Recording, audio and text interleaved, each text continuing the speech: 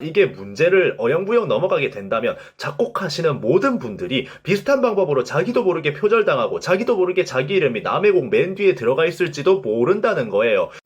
뿅. 유튜브 시청자 여러분들 반갑습니다. 엔지웅입니다. 자, 전소연이 지금 되게 뜨겁습니다. 전소연은 지금 방과후 설렘이라는 오디션 프로그램의 심사위원이자 멘토로 나가 있는 상태예요. 전소연 하면 보통 이런 이미지가 강할 겁니다. 바로 대한민국에 몇 없는 창작이 되는 여자 아이돌이라는 게 떠오르실 거예요. 아이들이라는 그룹으로 퀸덤에 나와서 뭐 거의 머리채에 끌고 가다시피 캐리를 해버리면서 아이들을 1티어 아이돌까지 끌어올렸었습니다. 그 뒤에 뭐 수진것만 터지지 않았다면 아이들은 아직까지도 뭐 잘 되고 있었을 거예요. 아이들은 전소연이 끌고 간 그룹이다, 천재돌이다, 이런 이미지가 굉장히 강합니다. 그런데 그 아이들이 또 컴백을 앞두고 있는 시기에 전소연이 만든 곡이 표절이다, 방과후 설렘에 들고 나온 곡을 표절을 했다라는 의혹을 받았고, 거기에 대한 소속사의 대응이 지금 문제가 되고 있습니다. 사실 저는 전소연이라는 아이돌을 굉장히 좋아했습니다. 왜냐, 창작이 되는 아이돌, 노래, 춤으로 무대에 서는 것뿐만 아니라 프로듀싱이 되는 아이돌, 이게 진짜 흔치 않은 거거든요. 특히나 여자 아이돌 중에는 굉장히 희귀한 케이스인데, 생각해보시면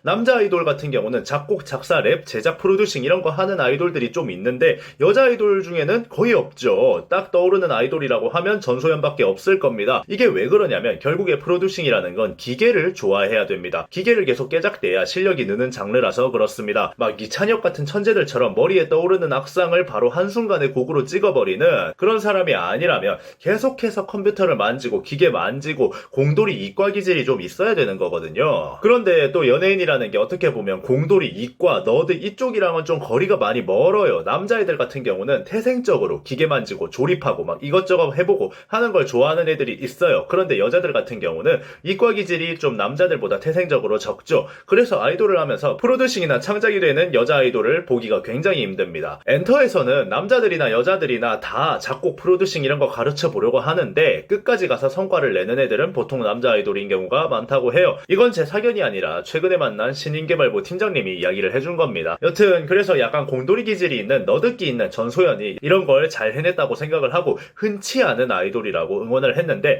이런 일이 터져서 참 유감이라고 생각을 합니다. 오늘은 이 전소연 표절건에 대해서 어떻게 시작이 됐는지, 그리고 그 대처가 얼마나 잘못되었는지 좀 이야기를 해보려고 합니다. 뿅. 자, 우선 전소연은 최근에 MBC에서 만든 오디션 프로그램 방과후 설렘의 심사위원으로 나섰습니다. 방과후 설렘 관련 이야기는 제가 한번 영상으로 다룬 적도 있죠. 그 프로그램이 이제 파이널 무대를 하게 되었는데, 파이널 무대에서 아이들이 쓸 곡을 전소연이 직접 작곡을 한 거예요. 썬이라는 곡을 만들어서 무대를 선보였는데, 방송 후에 이게 그룹 에이티즈의 노래 웨이브와 후렴구 멜로디가 유사하다라는 지적을 받게 됩니다. 웨이브라는 곡이 어떤 곡이냐면 제 기억으로는 에이티즈가 첫 1위를 했었던 곡일 거예요. 에이티즈 팬들에게 굉장히 의미가 있는 곡이라는 거죠. 나왔다가 바람처럼 사라지는 아이돌이 얼마나 많은데 대형 기획사 아이돌들 사이에서 잘 살아남아서 1위까지 했던 곡이니까 에이티즈 팬들 입장에서는 항의를 할 수밖에 없는 겁니다. 사실 전소연은 프로듀싱이 되는 아이돌이라는 이미지로 살아남았고, 그걸로 아이들이라는 그룹을 띄우고 한 프로그램의 심사위원 멘토까지 됐는데, 표절건이 터져버리면 에이티즈 팬들 입장에서도 전소연 입장에서도 참 참담한 상황인 겁니다. 저도 웨이브라는 곡을 또 굉장히 좋아하는 곡입니다. 남미 바닷가에서 칵테일 마시면서 들어야 할 듯한 멜로디가 참 좋은 후렴구를 가졌어요.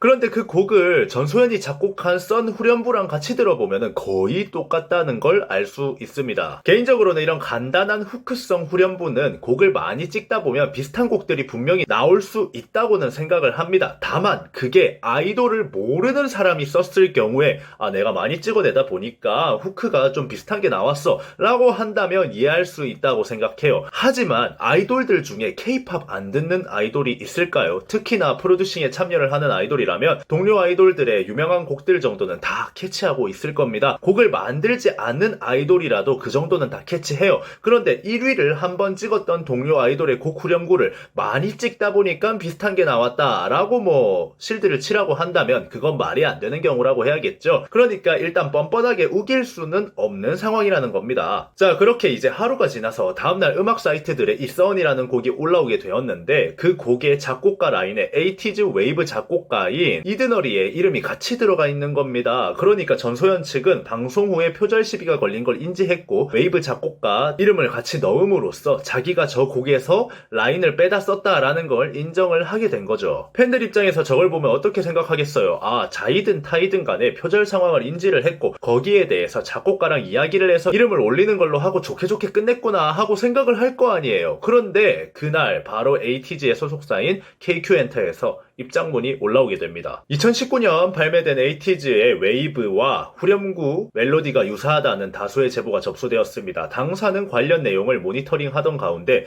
썬의 크레딧 정보에 당사 소속 프로듀싱 팀 이드너리가 기재되어 있음을 발견했습니다. 당사는 물론 이드너리와도 어떠한 사전 논의가 없었음을 분명히 알려드리고자 합니다. 그러니까 애초에 큐브와 전소연 측은 KQ엔터와 작곡가에게 허락을 구하지도 않고 표절 시비가 생기자 작곡가 이름을 몰래 빼다가 앨범에다 끼워 넣은 거라는 이야기가 되는 겁니다. 사전 합의나 이야기가 오갔다면 왜 KQ에서 이런 입장문을 냈겠습니까? 결국 또 큐브가 큐브해버렸다라는 이야기가 나올 수밖에 없는 상황이고 전소연의 이미지는 한순간에 천재 아이돌에서 프라이머리가 되어버리는 그런 상황이 된 거죠. 자, 이렇게 상황이 심각해지니까 전소연과 큐브 측은 사과문과 해명문을 같이 올리게 됩니다. 사과야 여러분도 다 생각하시는 그런 지지부진한 사과고 해명문이 진짜 문제가 되는 부분인데 방송 직후 모니터링을 통해 일부 멜로디의 유사성에 대해 인지하였고 관련하여 아티스트가 직접 해당 작곡가에게 상황에 대해 전달하고 사과의 말을 전했습니다. 그 과정에서 해당 곡과의 유사성을 인정하는 만큼 크레딧 수정이 당연시 되어야 한다고 판단 소연이 해당 작곡가에게 상의를 드린 후 제작사를 통해 크레딧 수정을 요청한 바 있습니다. 이후 발매 1시간 전 크레딧 추가에 대해 작곡가의 소속사 측에서 반대 입장을 주셨고 제작사를 통해 재수정을 요청하였으나 미처 반영되지 못한 채 발매되었습니다. 자, 큐브 측에서는 우리가 표절을 인지하고 KQ 측에 연락해서 이야기를 했는데 저쪽에선 왜 우리 곡 마음대로 쓰냐 하면서 이름 넣는 걸 허락을 안 해줬다. 그런데 그때는 이미 발매 1시간 전이었고 수정이 되지 못한 채로 업로드가 된 것이다 라고 이야기를 하고 있는 거죠. 그런데 상대방인 KQ엔터 측에서는 우리랑 사전 합의가 하나도 된 게 없는데 이름을 덜컥 썼다. 우리는 팬들의 제보와 모니터링으로 알아낸 거다 라고 이야기를 하고 있는 거고요. 그러니까 한쪽은 거짓말을 하고 있는 상황이라는 겁니다. 그런데 저는 개인적으로는 KQ 측에 조금 더 신빙성이 간다고 생각이 됩니다. 애초에 사전 합의가 됐다가 상대 측의 변동으로 인해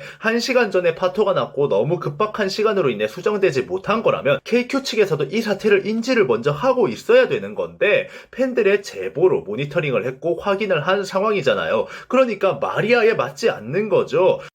뿅. 저는 주변에 작곡가분들이 많습니다. 엔터테인먼트의 작곡팀으로 들어가 있는 동생들도 있고 예전에는 미친 감성님 같은 분들이랑 같이 영상도 찍고 그렇게 했었죠. 그런데 작곡에 대해서 한번 들어보니까 표절이라는 게 말입니다. 정말 빼박으로 걸려 있어도 법적으로 가면은 어떻게 이겨서 보상을 받아내는 게 참 어렵다고 합니다. 그래서 그냥 보통은 표절 논란이 터졌다. 어차피 혼자서는 회사 상대로 법적 공방 가고 이겨서 보상받고 이런 거 자체가 너무나 힘들고 어려우니까 그냥 애지간하면 원만하게 합의를 보고 크레딧에 자기 이름을 넣는 정도로 끝을 낸다고 해요. 예술 쪽은 참 이런 해결을 하는 시스템이 굉장히 후집니다. 그런데 이런 부분도 참 안 좋은 관례인 건데 그걸 작곡가한테 말도 안 하고 몰래 크레딧에 넣어버리고 표절 논란을 회피하려고 했다면 그건 정말 안 좋은 관례를 넘어서서 예의를 벗어난 상식적이지 않은 부분인 거죠. 사과문이랑 해명문 한 장 딱 쓰고 끝나는 부분이 아니라 이게 문제를 어영부영 넘어가게 된다면 작곡하시는 모든 분들이 비슷한 방법으로 자기도 모르게 표절당하고 자기도 모르게 자기 이름이 남의 곡 맨 뒤에 들어가 있을지도 모른다는 거예요. 그런 점에서 그냥 아이돌 하나가 어쩌네 저쩌네 하면서 넘어갈 게 아니라 이런 부분은 정말 KQ의 말이 맞는지 큐브의 말이 맞는지 정확하게 확인을 해서 기만적인 사태가 있었다면 거기에 대해서 확실하게 짚고 넘어가야 된다고 생각을 합니다. 여러분들은 이번 영상 어떻게 생각하셨나요? 지금까지 인중이었습니다.